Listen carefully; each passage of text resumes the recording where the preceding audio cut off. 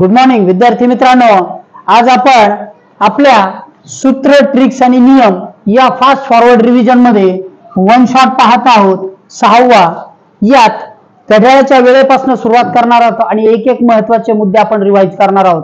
सुरुवातीपासून शेवटपर्यंत रिव्हिजन बघा. जर शॉर्ट भागामध्ये बघत असाल तर वेगवेगळे भाग आहेत ते प्लेलिस्ट मध्ये बघा. ठीक आहे. 24 तासी घड्याळाचा मुद्दा आपल्या समोर. आता 24 तासी घड्याळ कुठे वापरलं जातं? रेल्वेमध्ये. ठीक आहे. तुम्ही ज्यावेळी रेल्वे स्टेशनवर जाल त्या रेल्वे स्टेशनवर तुम्हाला घड्याळ 24 तासांचं दिसेल. रेल्वेची वेळ सुद्धा 24 तासांची असते. ती वेळ 0 मिनिट त्याच्यामध्ये असतो. ती 0 मिनिटाची वेळ असते. रात्री 12 वाजता. ठीक आहे. 12 वाजता त्याची जी सुरुवात आहे ती 0 मिनिटाने होते. ओके. रात्री 12 वाजून 0 मिनिटे. मग त्यानंतर 1 2 3 4 5 असे वाजत वाजत दुपारचे 12 वाजतात. दुपारच्या 12 नंतरची वेळ जर दुपारचा 1 वाजला असेल, दुपारचा 1, तर 24 तासी घड्याळामध्ये ती वेळ असते 13 वाजण्याची. किती वाजण्याची असते? 13 वाजण्याची वेळ असते. 24 तासामध्ये काय होतंय?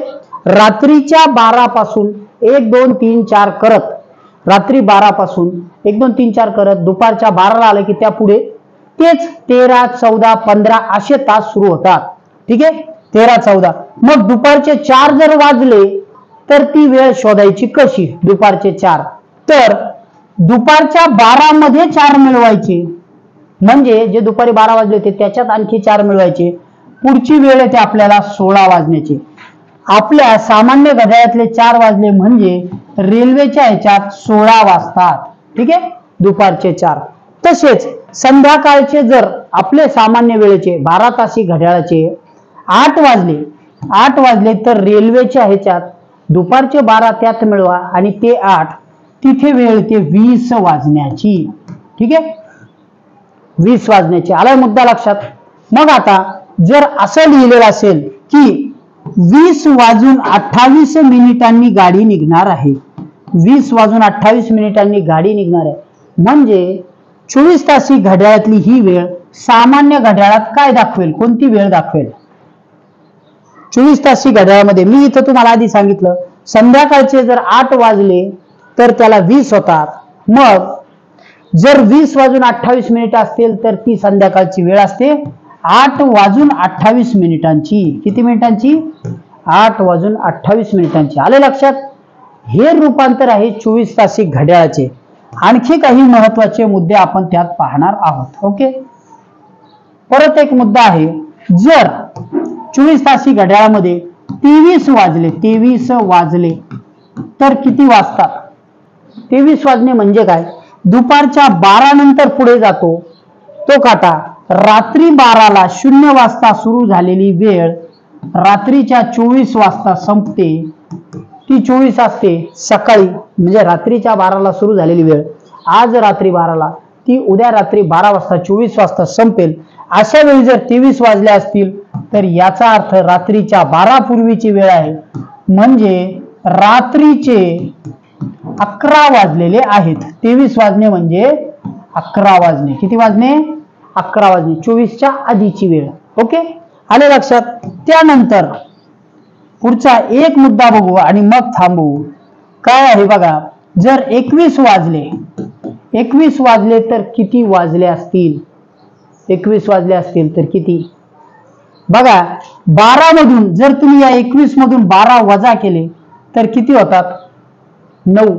मग याचा अर्थ 9 वाजलेले आहेत. कधीचे? रात्रीचे. 21 वाजणे म्हणजे रात्रीचे 9 वाजणे. मग आता रात्रीच्या 9 नंतर 12 वाजण्याला किती वेळ राहतील? 3 तास.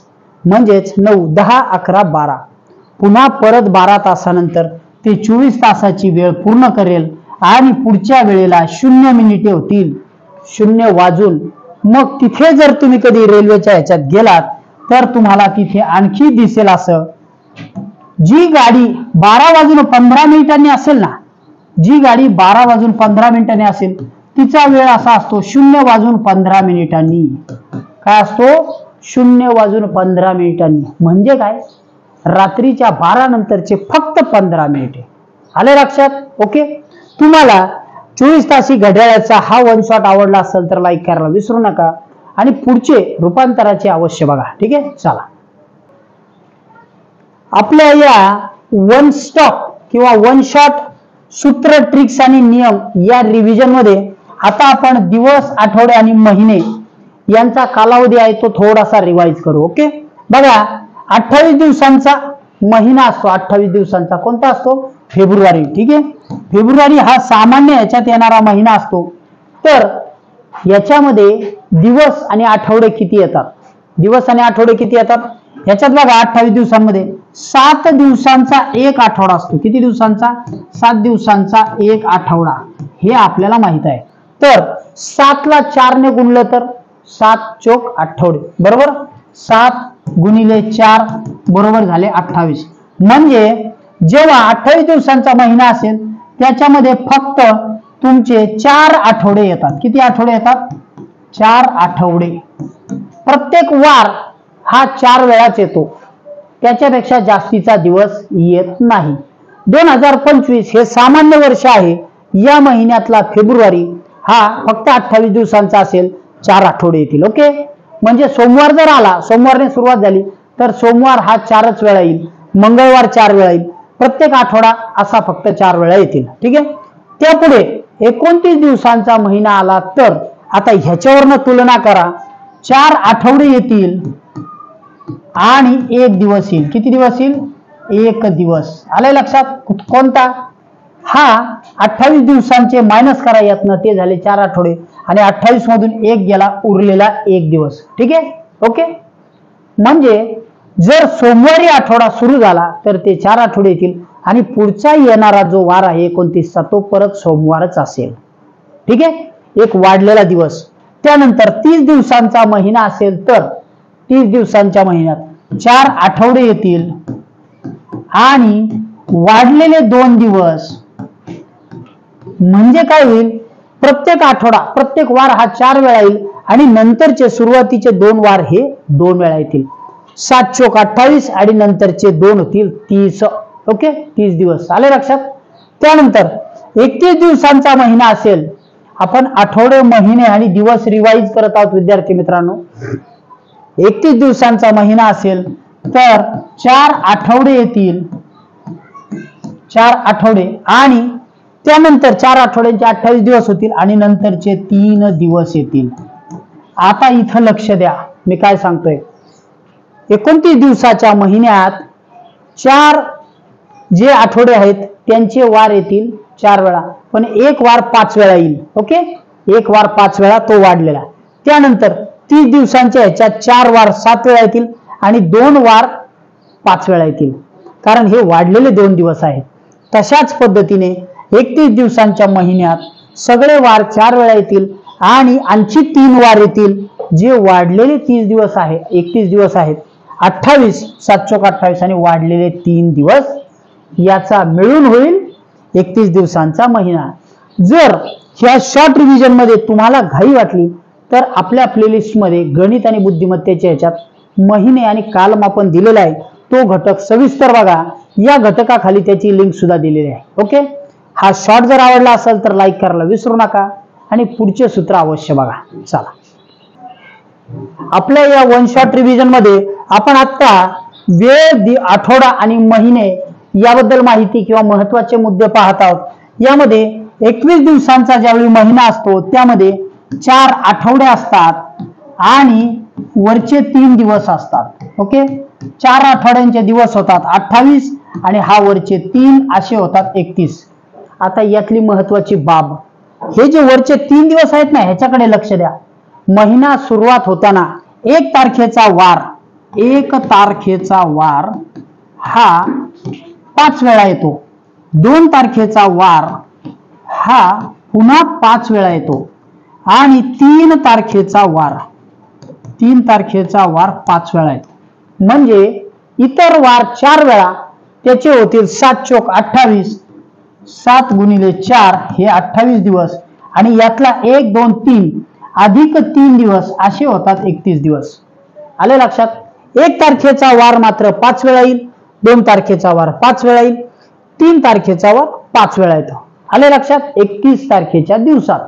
या उलट महत्वाचा बाब पुढची जर तोच महिना जर समजा तोच महिना जर 30 दिवसांचा असेल तर त्यामध्ये 7 चोक 28 आणि 2 दिवस वरती येतात. 7 चोक 28 आणि 2 दिवस वरती येतात. मग यामध्ये काय होतंय बघा, यामध्ये हे जे सुरुवातीचा 1 तारखेचा वार आहे ना, सगळे वार 4 वेळा येतील, पण 1 तारखेचा वार 5 वेळा येईल. म्हणजे इथे एक ऍडिशनल दिवस येतो. आधीचे 7 वार 4 वार हे 7 वेळा, ते झाले 28, आणि 1 तारखेचा वार 5 वेळा, पुन्हा 2 तारखेचा वार 5 वेळा. अशा प्रकारे हे दिवस होतात 30 दिवस. ओके, आले लक्षात? 30 दिवसांच्या महिन्यात 4 आठवडे आणि 2 दिवस. या उलट आणखी एक मुद्दा बघू आपण, जो मी आधी सांगितलेला आहे. 29 दिवसांच्या महिन्यामध्ये 4 आठवड्यांचा 7 म्हणजे 4 आठवडे याचे होतात 28 दिवस, आणि 1 तारखेचा वार हा 1 वेळा जास्तीचा येतो, म्हणजे तो 5 वेळा येतो. 1 तारखेचा वार आहे तो 5 वेळा येतो. अशा प्रकारे पुन्हा एकदा एक लक्षात घेण्याची बाब आहे, 31 तारखेच्या महिन्यात 1 तारखेचा, 2 तारखेचा आणि 3 तारखेचा वार 5 वेळा येतात. ओके, 30 दिवसांच्या महिन्यात 1 आणि 2 तारखेचा वार हा 5 वेळा येतो. त्याच्यासोबत 29 दिवसांच्या महिन्यामध्ये 1 तारखेचा वार हा मात्र 1 वेळा येतो. ओके, तुम्हाला जर महिन्यांचा वन शॉट आवडला असेल तर लाईक करायला विसरू नका. चला, आणि पुढचं सूत्र अवश्य बघा. आपल्या या ट्रिक्स, सूत्र आणि नियम one shot fast forward revision मध्ये आपण बुद्धिमत्तेचे काही घटक पाहणार आहोत. स्वतंत्र ह्याच्यात असतील तरी ते अवश्य बघा, आणि पूर्ण वन शॉट असला तरी तो पूर्ण अवश्य बघा. ठीक आहे, आज आपल्याकडे महत्वाचा मुद्दा आहे आरशातील प्रतिमा. फास्ट रिव्हिजन मध्ये 3 महत्वाचे मुद्दे समजावून सांगतो, लक्षात घ्या. आरशातील प्रतिमेमध्ये डावीकडची बाजू उजवीकडे जाते, डावीकडची बाजू उजवीकडे जाते, आणि उजवीकडची बाजू डावीकडे जाते. ठीक आहे, उजवीकडची बाजू डावीकडे. आता इथे एक आकृती काढलेली आहे. आरशातल्या प्रतिमेच्या प्रश्नात तुम्हाला आकृतीच्या उजव्या बाजूला अशा प्रकारे लाईन मारलेलं दिसतंय. ठीक आहे, हा प्रश्न असतो आरशातल्या प्रतिमेचा. याच्यामध्ये तुम्ही उत्तर काढू शकता, व्हिडिओ पॉज करून उत्तर काढा. अन्यथा पहिला नियम जो आहे डावीकडची बाजू, आता इथं लक्षात घ्या, डावीकडची बाजू नसून ही इकडची बाजू उजवीकडची आहे, त्यामुळे याला दुसरा नियम लागू होईल. उजवीकडची बाजू डावीकडे जाते. ही जी बाजू आहे इथल्या पॉइंट कडे लक्ष द्या. ठीक आहे, इथल्या पॉइंट कडे लक्ष द्यायचंय. हा जो पॉइंट आहे ह्याच्याकडे लक्ष द्या, आणि त्याच्यानंतर तुम्ही आता आकृती बदलू शकता. बघा, ही जी बाजू आहे ही अशा पद्धतीने इकडे जाईल, त्याच्यानंतर ही अशी, आणि वरची आकृती मात्र जशीच्या तशीच राहील. आले लक्षात? ही इकडची बाजू सुरू करताना अशा पद्धतीने, पुन्हा एकदा एक पेन बदलून घेतो आणि परत समजून सांगतो. बघा, ही जी बाजू आहे ही अशी चेंज झालेली आहे, ही बाजू इकडे गेली या पद्धतीने. त्यानंतर ही वरची जी इमेज होती ही मात्र जशीच्या तशीच राहणार आहे. हा होता दुसरा नियम. त्यानंतर जर एखाद्या आकृतीमध्ये, समजा एखाद्या आकृतीमध्ये इकडच्या बाजूला जर चिन्ह असेल, समजा अशा प्रकारचं, ठीक आहे, तर काय होईल, डावीकडची बाजू उजवीकडे जाणार. या नियमानुसार या आकृतीत वरची बाजू तशीच राहून ही जी बाजू आहे ही इकडची जाईल आणि इकडे असे दिसेल. आले लक्षात? आरशातील प्रतिमेत आपण 2 नियम समजावून घेतले. डावीकडची बाजू उजवीकडे जाते, उजवीकडची बाजू असेल ती डावीकडे जाते. ठीक आहे, दोन्ही नियम आवडले असतील तर लाईक करायला विसरू नका. आणखी एक महत्वाची बाब समजावून सांगतो, ती म्हणजे आरशातल्या प्रतिमेमध्ये फक्त 12 आणि 6 हे जे अंक आहेत, 12 व 6 हे अंक काही केलं, इकडचे अंक असतात अशा पद्धतीने, तरी तो अंक इकडून असा होतो, तो बदल होत नाही, तो तसाच दिसतो. हा जो भाग आहे अंकाचा तिकडं, आणि जो इकडचा 12 असतो तो इकडं जाताना सुद्धा इकडून असा दिसतो, 12ला 12च. दुसरे अंक मात्र बदललेले दिसतात. ठीक आहे, 12 व 6 अंक हे समान दिसतात, बाकीचे अंक बदलतात. ठीक आहे, आरशातील प्रतिमा यातले 3 महत्वाचे नियम आपण बदल समजावून घेतले. ते आवडले असतील तर लाईक करायला विसरू नका. यानंतर पाण्यातील प्रतिमेचं जी रिव्हिजन आहे ती सुद्धा अवश्य बघा.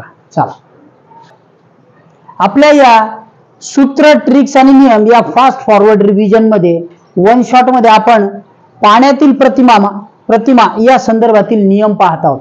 पाण्यातील प्रतिमा यातल्या 2 महत्वाच्या बाबी तुमच्या समोर आणतो. पहिली बाब असते, पाण्यातली आकृती जी असते तो प्रश्न अशा पद्धतीने दिलेला असतो. खालच्या बाजूला एका रेषेला जे आडव्या रेषा दिल्या असतात त्याच्यावरून समजायचे की ही पाण्यातल्या प्रतिमेचा प्रश्न आहे. या प्रश्नात उत्तर काढताना वरची जी बाजू आहे, ही वरची जी बाजू आहे ती खाली जात असते आणि खालची जी बाजू आहे ती मात्र वर येते. ठीक आहे, ही बाजू सुरुवात करताना मी तुम्हाला आकृती काढून दाखवतो. ही जी खालची बाजू आहे ही वरती येणार आहे. आता ही अशा पद्धतीने येईल आणि या वरच्या बाजू मात्र खाली जाणार आहेत. आले लक्षात?